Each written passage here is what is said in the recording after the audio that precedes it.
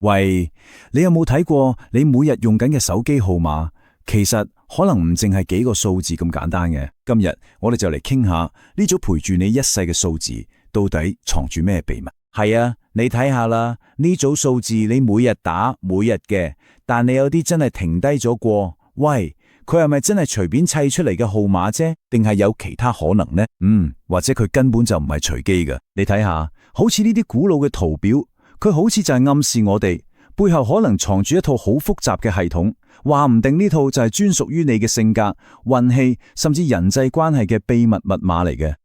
冇錯，所以接落嚟，我哋就要試下解鎖呢套你每日都擺咗袋入邊嘅神秘密碼學。其實呢，幫數字賦予特別意義都唔係咩新發明嘅嘢。你睇下啦，從古埃及嘅金字塔到我哋東方嘅陰陽五行，好多古老文化都相信數字唔淨只係用嚟計數嘅工具，佢哋本身係帶有能量同信息嘅。好啦，佢點樣先可以睇得明呢套密碼呢？好簡單，我哋先由佢最基本嘅字母開始學起。呢個字母呢，我相信你都可能聽過，就係五行。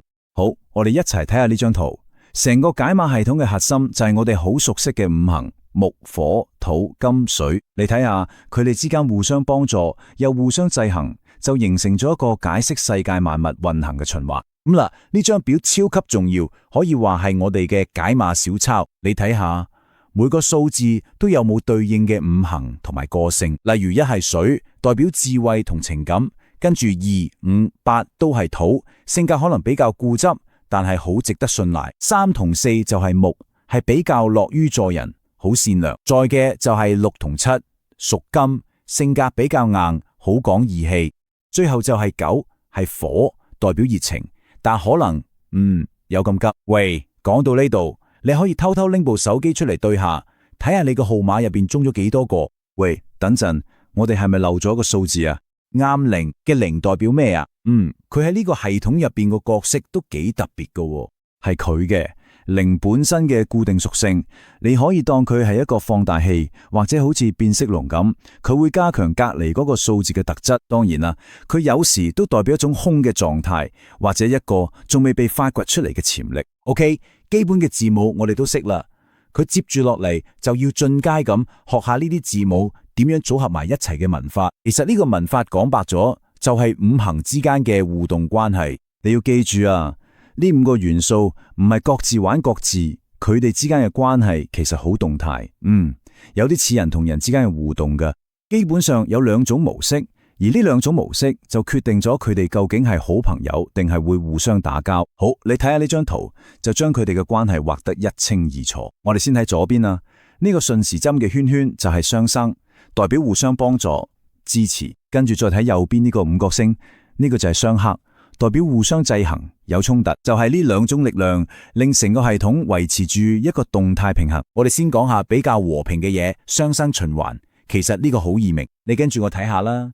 金屬表面係咪會凝結水氣？所以金生水，水可以用佢淋樹，所以水生木，木頭可以用嚟生火，所以木生火，火燒完變成灰咁翻落泥土，所以火生土。最後金屬礦物就係喺泥土入邊挖出嚟，所以土生金。你睇下呢個就係一個好正嘅創造同支持循環。喺另一個相克循環呢，其實就代表住制衡。呢個更加易明，你就當佢係剪刀石頭布嚟噶。你睇下，水可以淋熄火，所以水克火；火可以溶解金屬，所以火克金。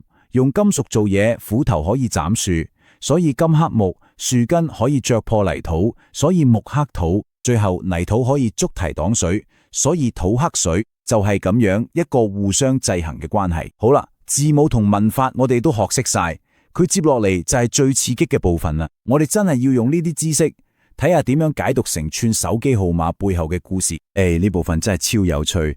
原來同一個數字擺喺手機號碼唔同位置，意思可以完全唔同嘅。你睇，從代表祖先朋友嘅第一個位，到中間代表父母、財富、感情嗰啲，一直到最後影響你一世嘅嘢，每個位都有佢自己要解讀嘅嘢。咁啦，我哋直接實戰演練下。好啦，假設而家有一組號碼，開頭係9125。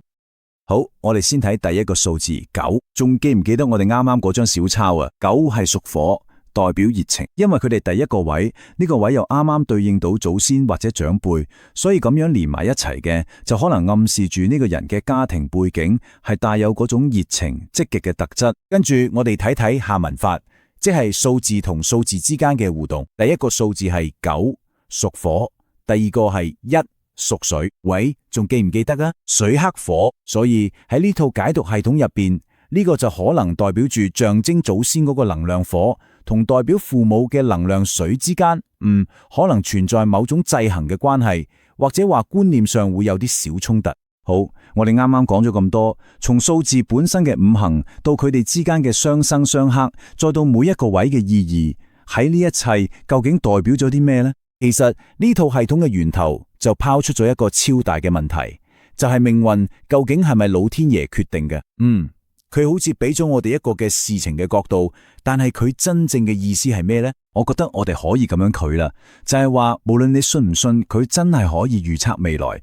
呢套系統都俾咗我哋一個好有趣嘅角度，佢令我哋嘅好似好混亂、好隨機喺現代生活入邊，有機會重新揾翻佢可能嘅模式，或者話揾到一種屬於自己嘅生命故事線。所以啊，無論你覺得呢套係一個好深奧嘅宇宙密碼，定係你覺得只不過係我哋人類中意揾規律嘅天性，其實都冇所謂，呢啲都唔會阻止我哋玩味下，係咪先？而家就諗起你部手機，睇下嗰串你熟到唔得再熟嘅號碼，睇下佢其實想同你講緊一個咩故事呢？